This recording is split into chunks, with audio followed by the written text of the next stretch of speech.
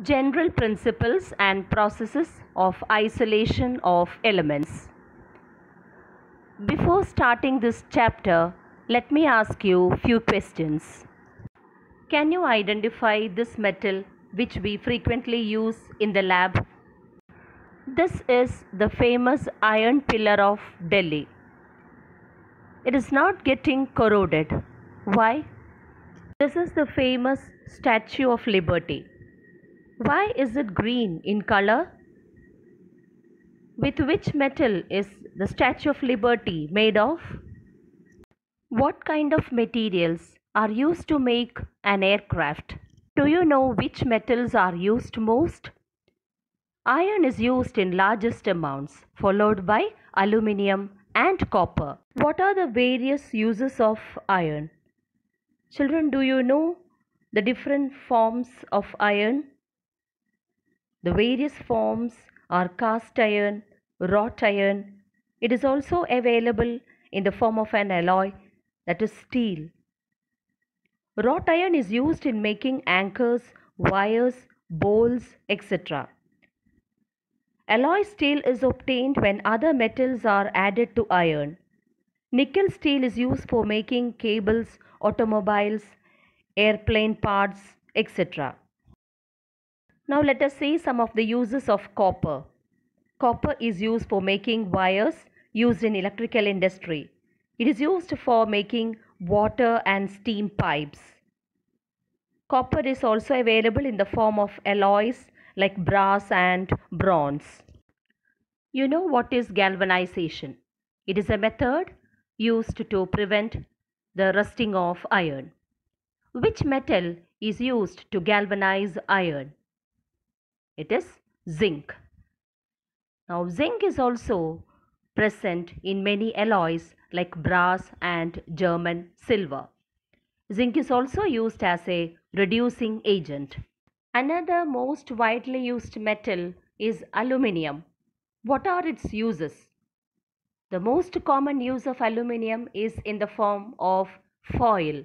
It is used as wrappers for chocolates. Wires of aluminium are also used as electricity conductors. Aluminium alloys, being light, are found to be very useful. So in this chapter, we are going to discuss in detail about the extraction of these metals. You know what is meant by the term metallurgy? Metallurgy means the entire scientific and technological process used for the isolation of the metal from its ore. What are the various steps involved in the extraction of a metal from its ore? There are three major steps. First one, ore concentration. Second one, reduction of the metal oxide to crude metal. And the third step is refining of the impure metal to obtain the pure metal. You know that a large number of elements or compounds are present in the Earth's crust. These elements or compounds which are present in the Earth's crust are called as minerals. So what are ores? Ores are those minerals which contain a high percentage of the metal so that the metal can be profitably extracted. Most of the minerals are found to be in the form of oxides, sulfides and carbonates.